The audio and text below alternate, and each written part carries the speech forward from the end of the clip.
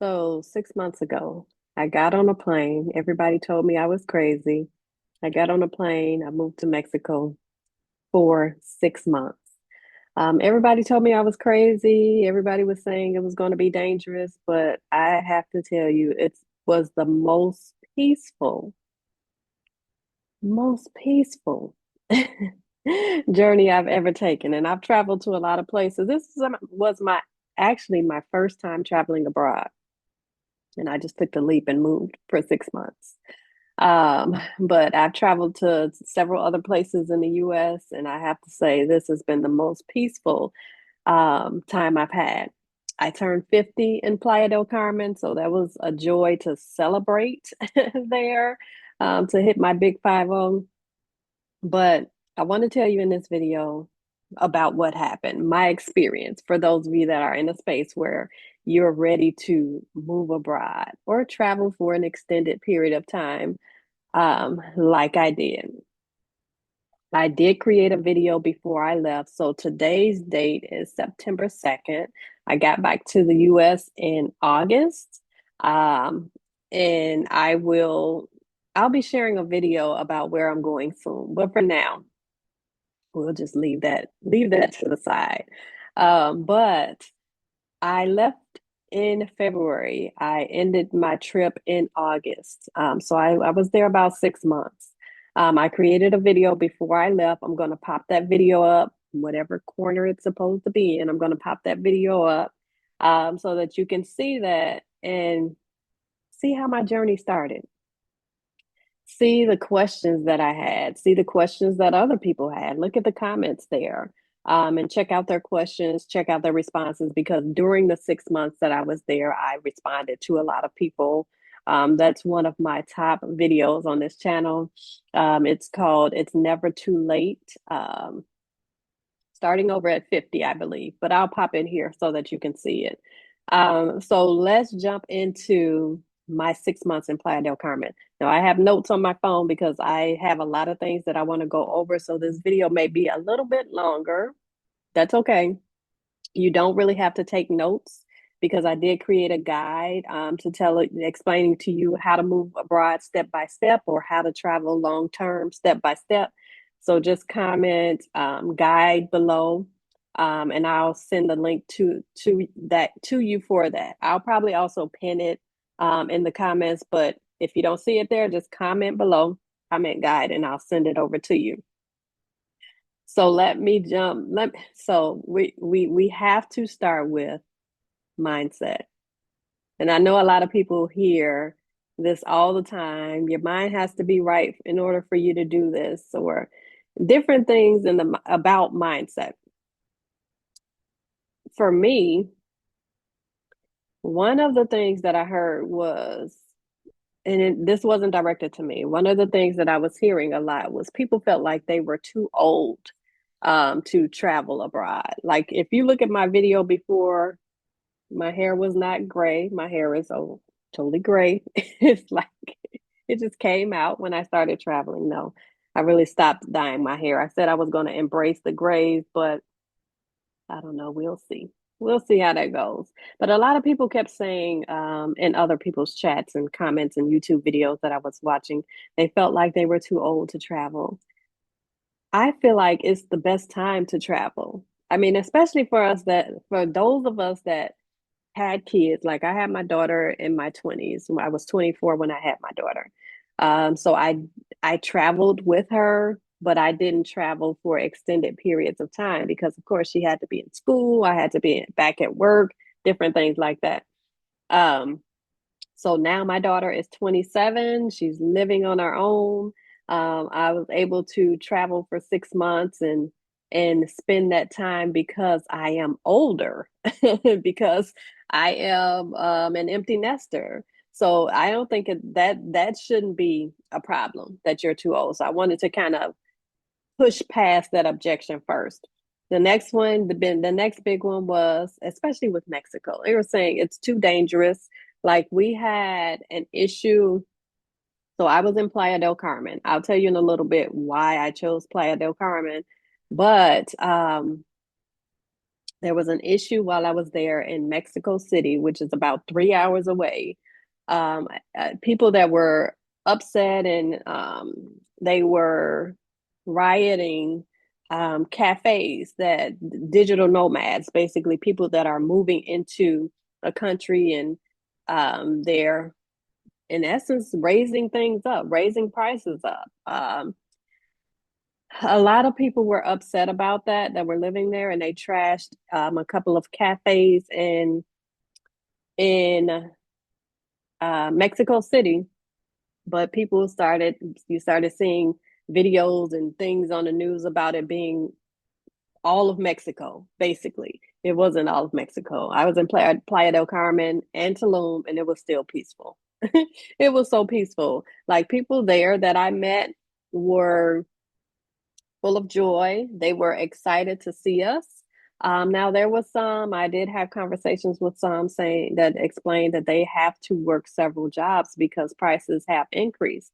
But I feel like if you are going to go over there, if you're going to go to another country, be a blessing to the people that you're going into that country with.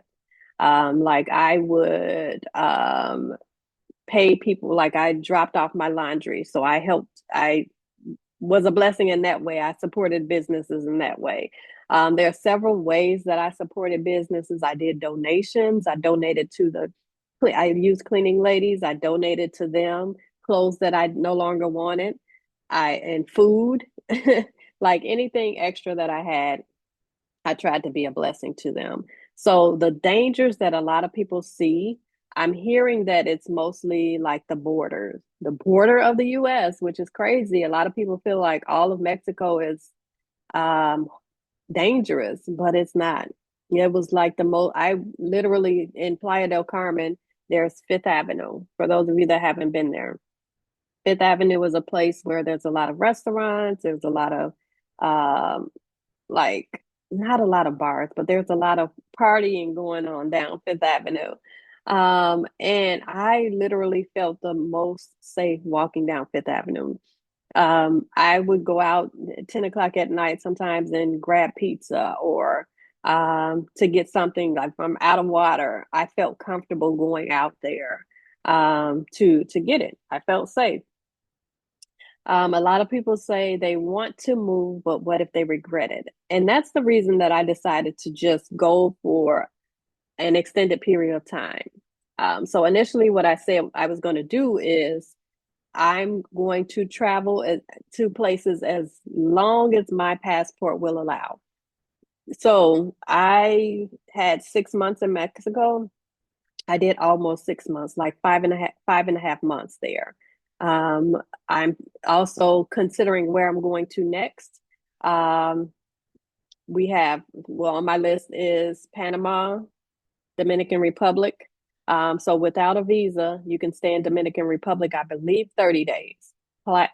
Panama is 6 months, but that's a way that you can get into a space where you won't regret it. You don't have to fully move. Like my stuff is in storage in Tampa.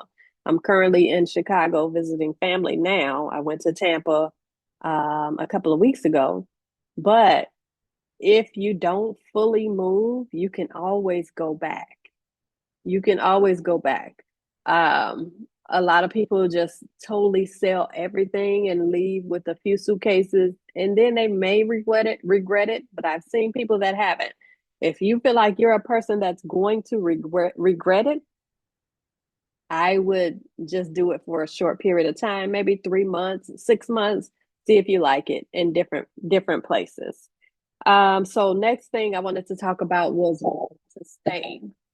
Now I can only give information on Playa del Carmen and Tulum because that's where I've been so far. But for me, I kind of switched it up a bit because I wanted to test it out. So I stayed half the time in Airbnbs and I had stayed half the time with a management company that I'd connected with, somebody that I met through an Airbnb. So I'm going to tell you the pros and the cons about that in just a second. First thing, Airbnbs.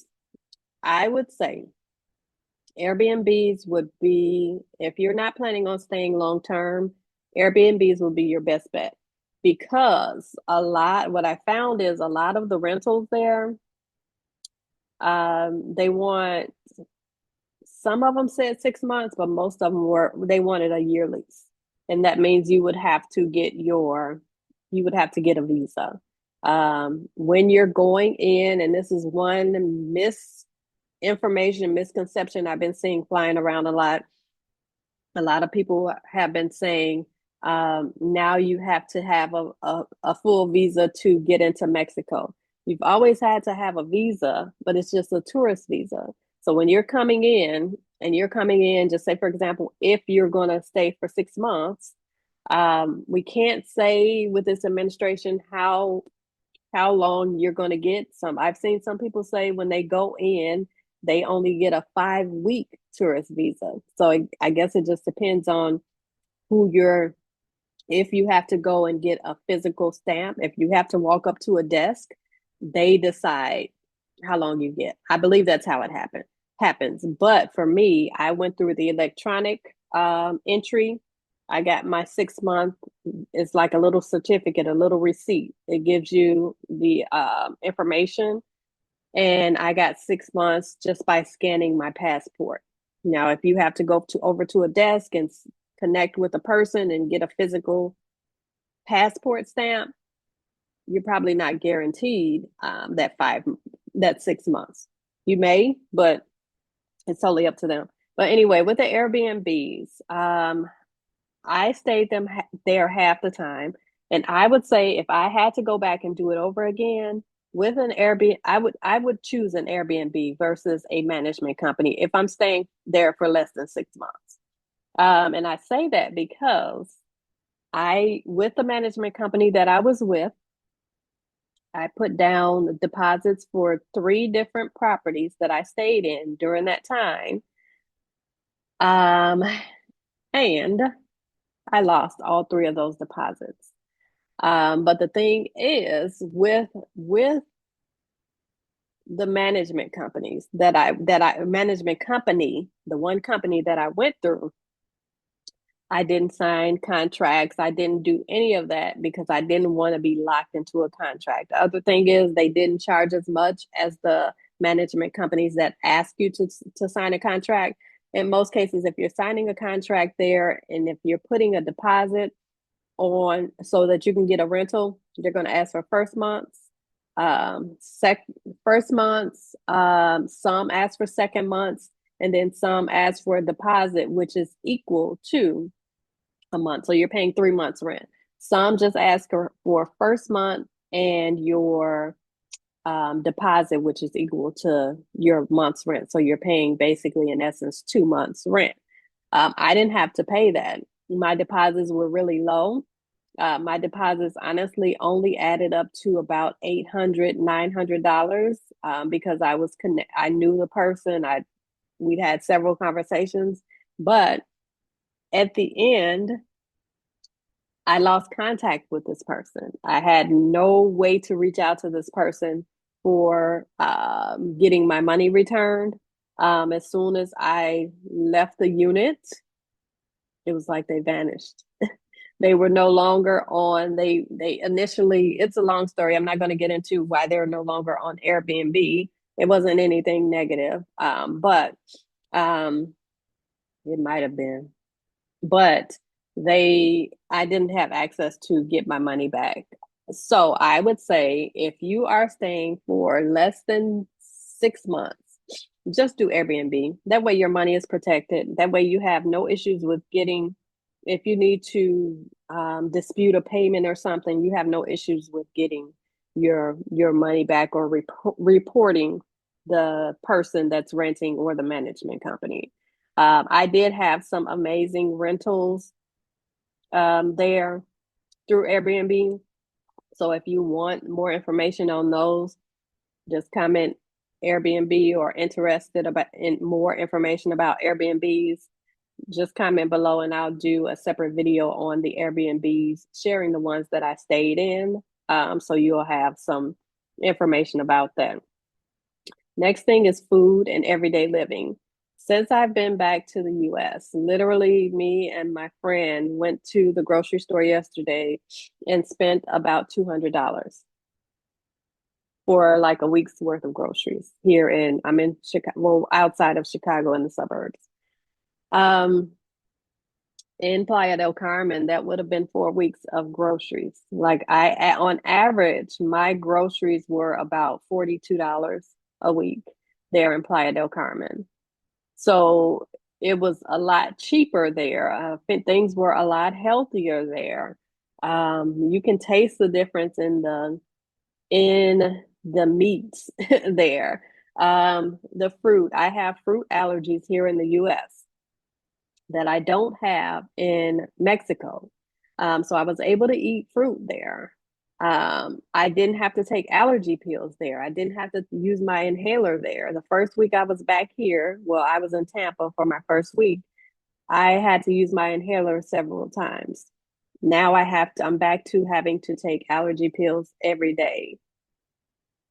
So it's a total difference with the food. The food is more affordable, it's fresh, and I had no issues with allergies. So if you have food allergies, um, you definitely may want to consider traveling abroad for a bit or permanently so that you can, if you want to live a more healthier life. There's, of course, healthier foods here that you can get, but they're going to cost a lot more.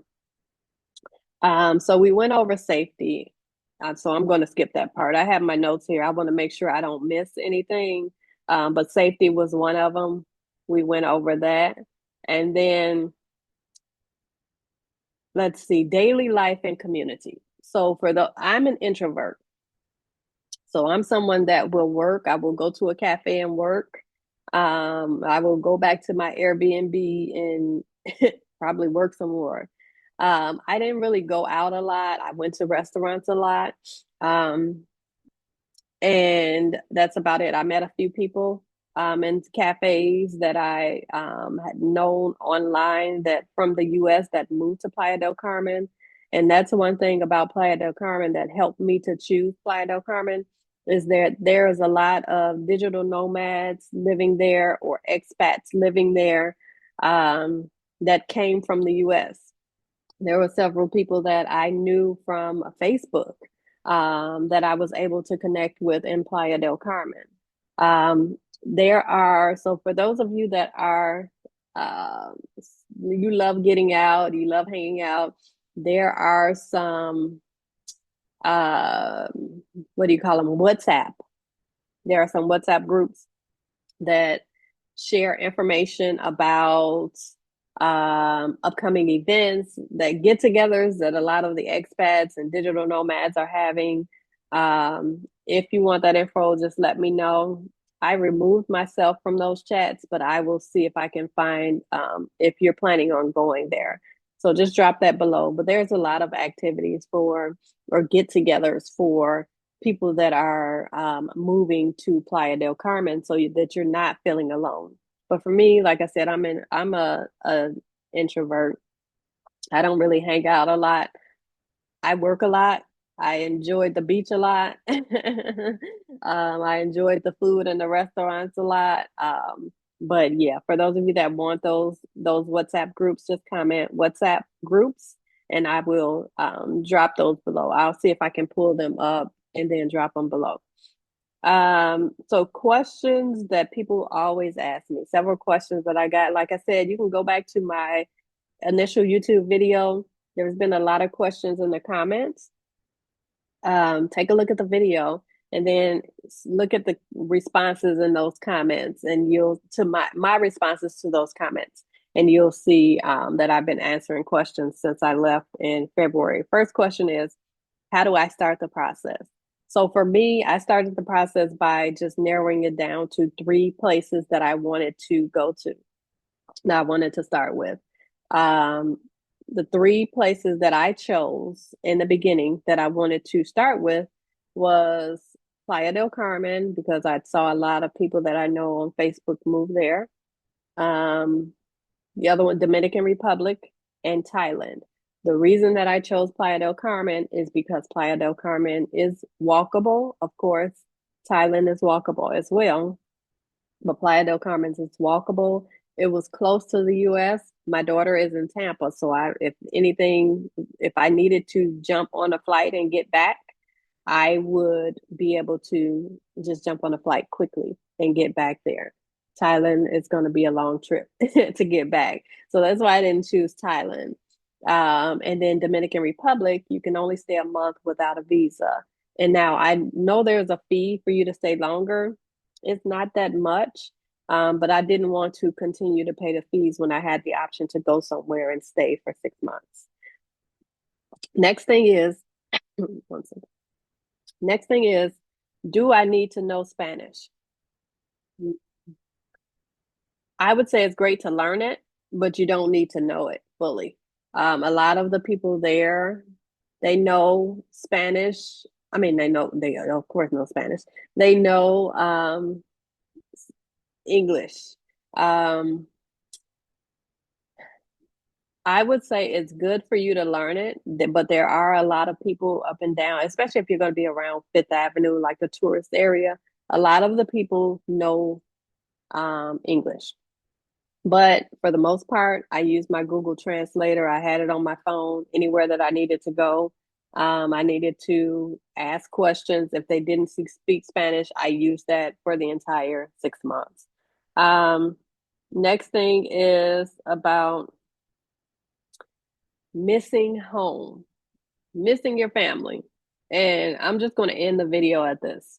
I felt like after the third or fourth month, I truly started to miss my family, my daughter. Miss being around family. And this is why I'm glad that I did not permanently just pick up and fully move to another country. Um, because I probably, honestly, within a year, I probably would have been moving back closer to my daughter. So for this reason, and I'm going to share where I'm going to be going next.